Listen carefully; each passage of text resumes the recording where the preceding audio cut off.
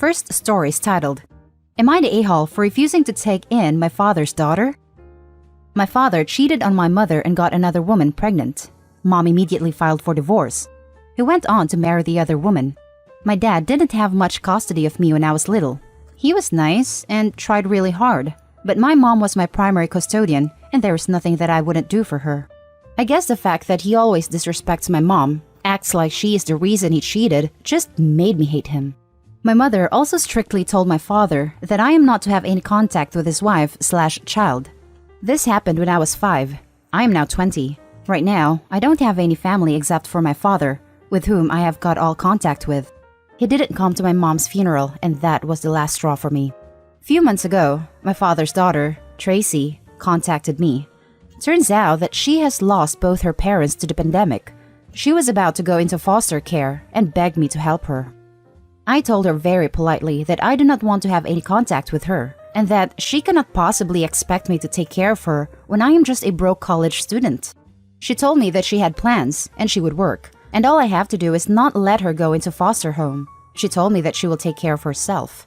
She asked me to help her as I am her sister. As I mentioned, I have no clue about this person. I don't even know if what she was suggesting was legally possible. In the end, I told her that I wasn't in any position to help her, and I don't know her. I told her that while we do have the same father, I don't consider him to be my father, and I don't consider her to be my sister. I wished her luck, but also firmly told her that I do not wish to have any contact with her. After that, I ignored any attempt she made to contact me. She has recently started trying to contact me again. I had some glimpse at the messages and she alternates between calling me monster/heartless to how awful her foster home is. I haven't responded. Am I the a-hole? Now for the top comments. No a-holes here. She's a scared 14 to 15-year-old in foster care, and you're the only option she can see out of it.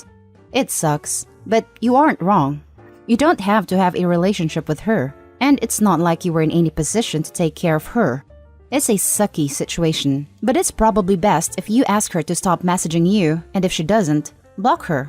I understand she's going through a lot, but it doesn't give her the right to take it out on you, a stranger. Kid probably has a whole fantasy relationship with Opie in her head. I know I did about my much older brothers, that they would rescue me from our father, that they loved me, that one day I'd go live with them. Opie is in no position to parent this kid, but it's a bitter dose of truth for kids, sis. No a-holes here. No a-holes here, but I'm going to tell you something you definitely don't want to hear. Your dad cheated on your mom, and that was a jerk move on his part. Even stupider that he would try and blame it on her. Your mom messed up too, though. You say you had little contact with your father, and then say that your mom forbade any contact to his wife and other child. She knew that meant she was limiting contact between you and him. That literally meant you couldn't have a room in their home, no holidays together, etc. She alienated your father. And this girl is your sister, whether you want to recognize it or not. She didn't cheat on your mom. Your dad did. I'm not saying you should take her in, because not doing so is your choice and your right. I do think it's time to start critically thinking about why you worship one parent and denounce the other. Your mom may have been great, but she wasn't perfect, and it's unhealthy to idolize someone so unquestionably. Especially since it occurred when Opie was 5, I get some serious parental alienation vibes from the mom. Also, that Opie somehow thinks her dad should have come to her mom's funeral. Most people don't go to their ex's funeral, especially if that person hated them. Could dad have supported Opie in other ways? Maybe, but given the circumstances, it's difficult. Dad is the estranged parent. Mom hated dad. I've been there, and there was nothing my dad could have done to help. No a-holes here. You can't afford to take care of a virtual stranger. She sounds like a scared kid. Edit to add. Though, if her parents are dead, so is your father? Really cut him off hard, didn't you? Yes, I didn't even know that he passed away until she called. Now for the second story. Am I the a-hole for not wanting to adopt my sister's kid? My husband and I already have 3 kids. 2 are adopted. 1 is my biological child from a previous relationship, ages 11, 9, and 8. My sister is pregnant. She can't look after the baby. So she asked us to adopt her child as it would be a short and uncomplicated process for us. as we already know what we're doing both in terms of adoption and babies. And, as we are approved adoptive parents, who still foster from time to time, it would be simple enough to take in an extra child. However, I am concerned at my sister's behavior. She's already referring to the child as her baby, which is fair enough as the baby is growing inside of her, but it makes me worry that she won't be able to detach herself from the child. Additionally, I'm concerned that I will unwittingly become a glorified babysitter until she decides she wants to take the child back, as she has said that while she wants this baby, she's not ready yet. I have friends who have adopted relatives' children, and it becomes a mess of various boundary-related issues. Example, the bio parent telling the kid to call them mom/dad. While my kids have said they'd be okay with it, and my husband has also said so, the final concern is that if she changes her mind later and tries to take the child back, or even just trample some boundaries related to the child that will disrupt our home and upset all my kids, as the kids I have now need a stable family dynamic due to their history. When I communicated these worries to my sister, she said she might have some lingering maternal instincts because this would still be her biological child, but she feels this shouldn't be enough to talk me out of it. Both of our parents are only children, so we have no cousins/aunts/uncles who could take the baby, and while we do have 2 other siblings, neither of them is able to take the baby. She is about 6 weeks away from her due date. So, if I hold firm on refusing, she needs to start talking to adoptive parents ASAP. She's admitted that the reason she wants me to take the baby is that I am closer, and she'll be able to see her child in a way that she couldn't if the child were adopted by strangers, but insists that she can maintain any boundaries I put in place despite it still being her kid. Added to add, she also thinks we'd be a good family to adopt the child, as we're set up for another kid right now due to our fostering. We even have baby stuff in the attic and a 7-seater car, and have discussed adopting more children in the future, though we talked about doing it when the children we have right now are older. So, the inclusion of a baby wouldn't be highly disruptive to us, and my husband and I would really love having a baby in the house, and actually debated adopting a baby. I've refused, as I just don't think this is a good idea, and this has led to my sister, siblings, parents, and grandparents calling me an a-hole, saying I need to help my family and that they can't believe I would allow this baby to be surrendered to the system. And I do feel really bad, as I don't want my niece/nephew to be sent to live with strangers. I would like to be involved in their life, and I've not even given it a chance. Well, I won't be making any choices based off a poll of random people on the internet, no offense. I am wondering if anyone could provide me a different perspective. Am I the a-hole? Now for the top comments. It sounds like she wants you to do all the hard work of actually being a parent, and she can just show up for the good bits when she feels like it. Not the a-hole. Your concerns are very valid based on her attitude and things said. Nailed it. Info. How old is your sister? Where is the father? Could he cause problems? What are the reasons your sister can't look after the baby? It very much sounds like she plans to let you do all the hard work, and then when the baby's 5/6, she'll be ready with no concern to you. Could you help the sister in other ways? If money's the issue, could she stay in your spare room for 6 months to save? If it's time, could you and another family member babysit for a few hours each day? Like you do 3 hours and someone else does 3 hours until the baby is old enough for childcare? Why are you the A for letting the kid go into foster care, but your sister isn't for not wanting to sort them a loving family because she still wants some connection? There's so many other options that can be considered that everyone jumping straight to you taking the baby makes your sister's plan pretty clear. And where are your parents in all this?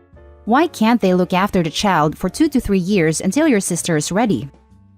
She's 31, 2 years older than me. Boyfriend broke up with her recently, in the ballpark of 6 to 8 weeks ago, after saying he wanted to have this baby with her, but is now saying he won't be involved at all unless she adopts the baby out. In which case, he'll sign whatever he needs to sign for the adoption to go through, and that's going to be the extent of his involvement. Sister has no financial issues. Her issue is that without the boyfriend involved, she will be a single mother, which she says she cannot do, due to the mental/emotional toll she can see motherhood taking on her and not being ready for that progression.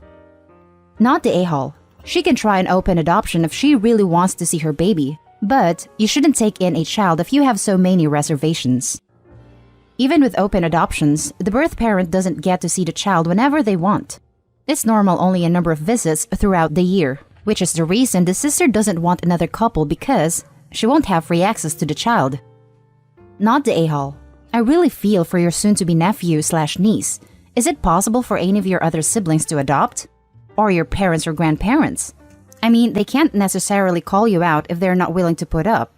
The only way I see you adopting working is if she surrenders all of her rights to you, and she respects any boundaries you make. Sibling 1 is child-free and has a lifestyle that wouldn't allow him to include a child into it, and sibling 2 has 3 kids who are under 4 years old and a 6-year-old. Our parents are in their 50s and planning on retiring soon, and grandparents are in their late 80s, so they don't have the sheer energy required to have a baby.